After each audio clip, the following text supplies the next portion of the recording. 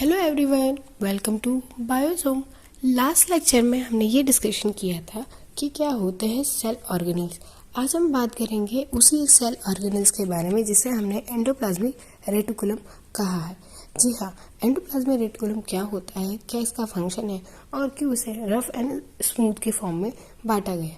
तो चलिए आज हम इसके बारे में इंफॉर्मेशन कलेक्ट करते हैं।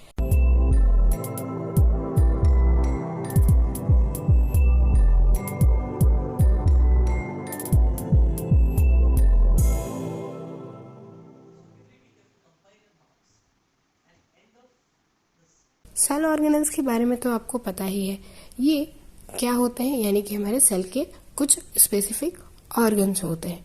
तो अब हम एंडोप्लाज्मिक रेटिकुलम के बारे में बात करेंगे।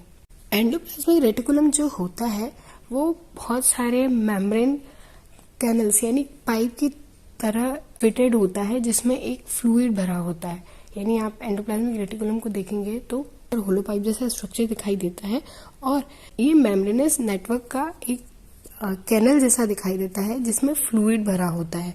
और इसका मेन जो फंक्शन होता है वो ट्रांसपोर्टर सिस्टम का काम करता है। ये सेल में जो ट्रांसपोर्टेशन का काम है वो करता है। जितना भी जैसे न्यूक्लियस से निकलने वाला प्रोटीन है या कोई फ्लूइड मटेरियल है जो कि सेल के अंदर होता है, उसे ये ट्रांसपोर्ट करता है ओवरऑल सेल में, जिसकी वजह से इसे ट्रांसपोर्टर ऑफ द सेल भी कहा जाता है। जो मटेरियल सेल में होता है वो मिनरल्स भी हो सकते हैं और इसका एक मेन काम होता है सेल को श्रिंक होने से भी बचाना। अब ये दो टाइप के होते हैं, एक होते हैं रफ एंडोप्लाज्मिक रेटिकुलम और एक होता है smooth endoplasmic reticulum. Rough endoplasmic reticulum जो है वो राइबोसोम यानी कि सेल का एक और ऑर्गेनल है, उसके साथ एम्बेडेड रहता है उसके स्ट्रक्चर के साथ, और इसकी जो सरफेस होती है वो थोड़ी सी रफ होती है और ये थोड़ा सा रफ दिखाई देता है हार्ट शेप में, इसीलिए इसे रफ एंडोप्लाज्मिक रेटिकुलम कहा जाता है। वहीं जो स्मूथ एंडोप्लाज्मिक रेटिकुलम है वो थोड़ा फ्रीली रहता है, मतलब वो पोर्शन पूरा फ्रीली रहता है, वो राइबोसोम या किसी और अपरेटस के साथ जुड़ा नहीं होता। इनका जो नाम है रफ एंड स्मूथ, ये इनकी स्ट्रक्चर की प्रेजेंस की वजह से कि कैसे इनका अपीयरेंस हुआ है उसकी वजह से इनका नाम दिया गया है। जो रफ एंडोप्लाज्मिक रेटिकुलम है वो प्रोटीन जो हमारी न्यूक्लियस से फॉर्म होकर निकलता है उसे अलग अलग सब्सटेंस और ग्लैंड तक पहुंचाने का काम भी करता है, जैसे भी हमने बात की कि ट्रांसपोर्टर का काम करता है। वहीं स्मूथ एंडोप्लाज्मिक रेटिकुलम है जो कि पार्टिसिपेट करता है लिपिड्स और फॉस्फोलिपिड्स के मेटाबॉलिज्म में। अब हम बात करते हैं कि एक्चुअल में क्या फंक्शन होता है एंडोप्लाज्मिक रेटिकुलम का।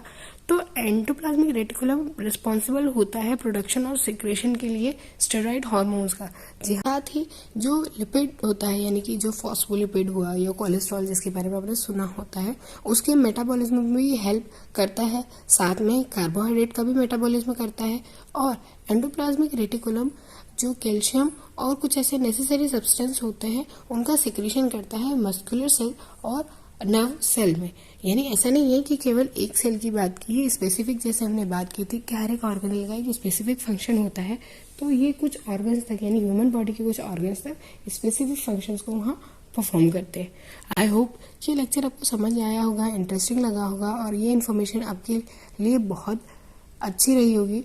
तो प्लीज़ वीडियो को लाइक कीजिए, शेयर कीजिए, सब्सक्राइब कीजिए और ऐसे ही क्विक वीडियोस के लिए बने रहिए बायोसोम्स के साथ।